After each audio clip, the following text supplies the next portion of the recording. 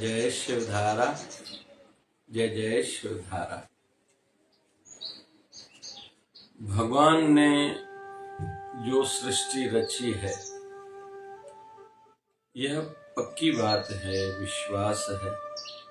वह जो भी करेंगे उसके पीछे कोई ना कोई लॉजिक होगा, कोई मकसद होगा, क्योंकि इंसान बगैर किसी मतलब के, स्वार्थ के कुछ करता ही नहीं। तो परमात्मा जो करेगा उसमें भी कोई न कोई रहस्य होगा, उनकी कोई न कोई कृपा होगी। भगवान ने हम सबको आंखें सामने दी है, कान साइड में दिए हैं। क्यों? आंखें सामने मतलब सदैव आगे बढ़ते रहो, पीछे न देखो। और जिंदगी भर इंसान को अपने पीठ के तिल अगर किसी को है पीठ पर तो नजर नहीं आता। आगे बढ़ते रहो, बढ़ते रहो, चलते रहो, चलते रहो। आगे बढ़ना ही होगा, बढ़ना ही पड़ेगा, बढ़ना ही चाहिए। आध्यात्मिकता में भी, संसार में भी। रुका हुआ तो पानी भी खराब हो जाता है, डुबाता है जो उसमें एक बार पानी में आ गए तो। गंदगी, कई जंतु की उत्पत्ति होती है, और पानी जो आगे बहता रहता है वो निर्मल रहता है, देखने योग्य रहता है। जो पहाड़ों से नीचे गिरता है या नदी जो आगे यात्रा करती है तो देखने में भी एक अलग आनंद आता है। यह उसकी सुंदरता भी है। उसका आवाज भी कहीं तो भी कहीं कहीं अच्छा लगता है, उत्साह देने वाला, आनंद देने वाला रहता है। तो हमें आगे ही बढ़ना है।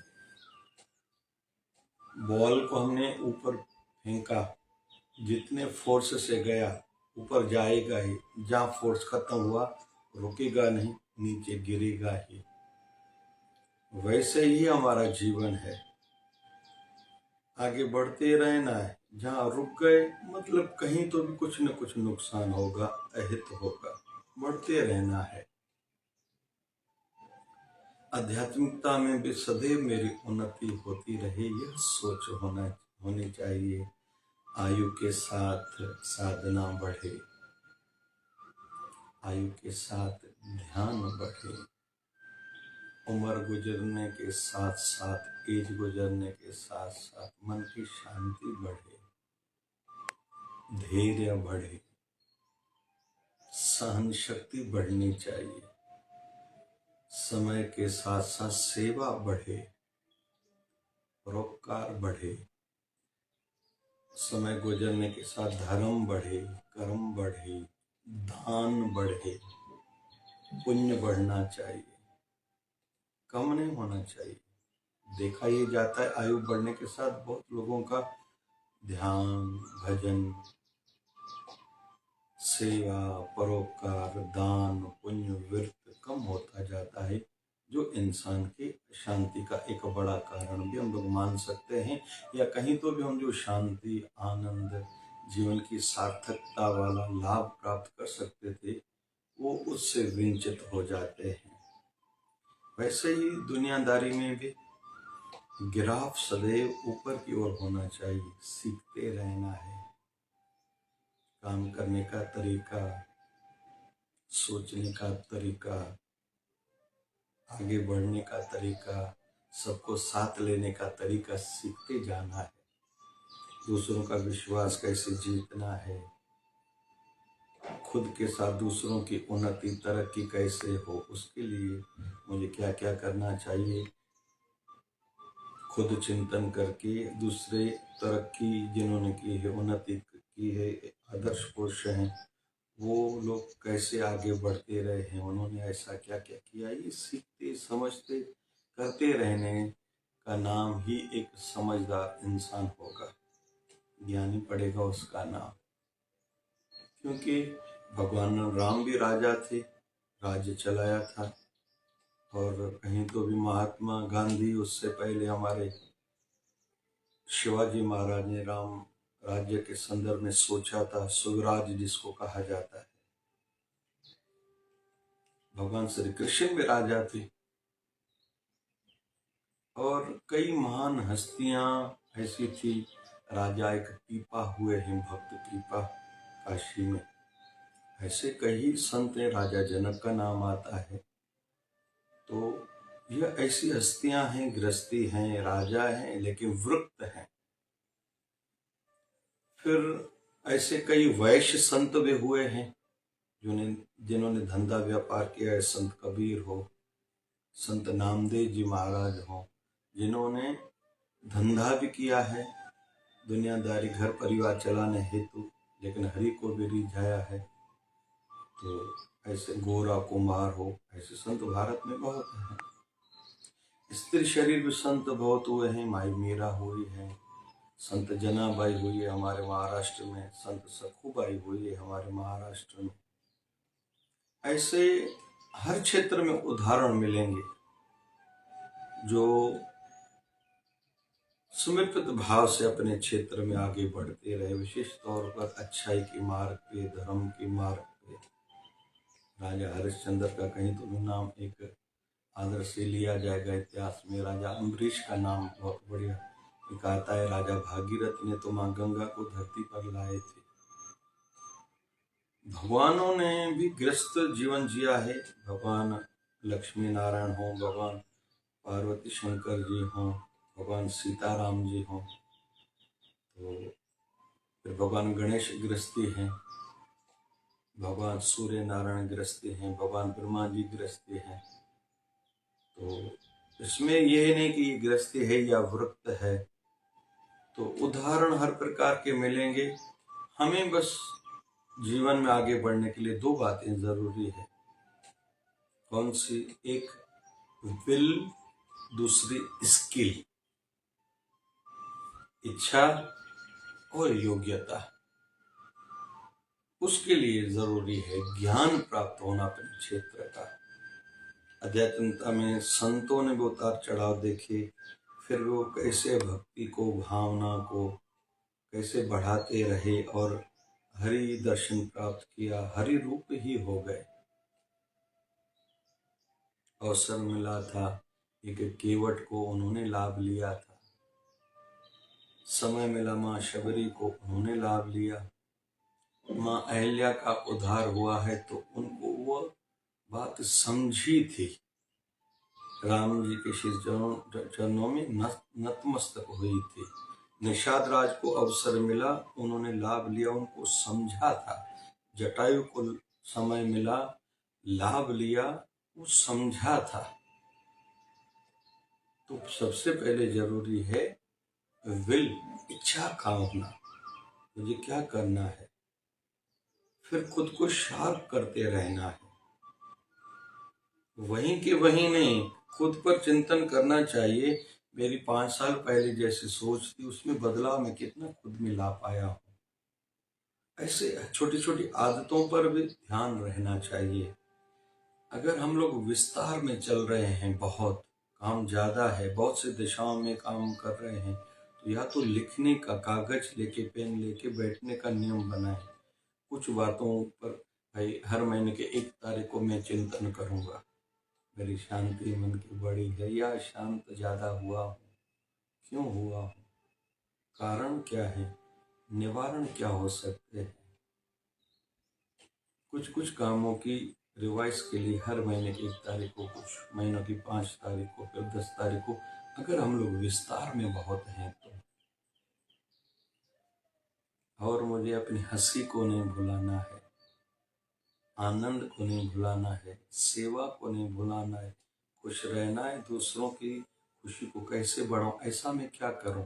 मैं हूं जिस भी फील्ड से, पुरुष हूं, नारी हूं, संसारी हूं या साधु हूं, बच्चा हूं या बूढ़ा हूं, यह हर किसी को खुद ही चिंतन करना होगा। और नया क्या करूं स्वास्थ्य के लिए, और कैसे मैं खुद को एडजस्ट करूं समय को, कि जैसे मेरा शरीर भी ठीक रहे। कुछ दिन बदपरहेजी ज्यादा हुई है तो कुछ दिन परहेजी बहुत करनी है। परहेज वाला जीवन हो, कि जैसे मेरा शरीर ठीक रहना चाहिए, मानसिक संतुलन रहना चाहिए। उसके लिए मैं क्या करूं। ज्यादा कुछ दिन दुनियादारी में आया हूँ, व्यवहार में आया हूँ, कुछ दिन फिर मौन भी रहूं। एकांत में रहूं, अपने गुरु का ज्ञान सत्संग ज्यादा सुनो, खुद को कैसे रिचार्ज करूं। अगर मेरी जीवन रूपी बैटरी डिस्चार्ज हो गई, कमजोर हो गई है, तो रिचार्ज खुद को कैसे करूं। रोज में तो प्राणायाम जरूरी है, कपालभाति, अनुलोम विलोम तो हर किसी को रोज ही करना चाहिए।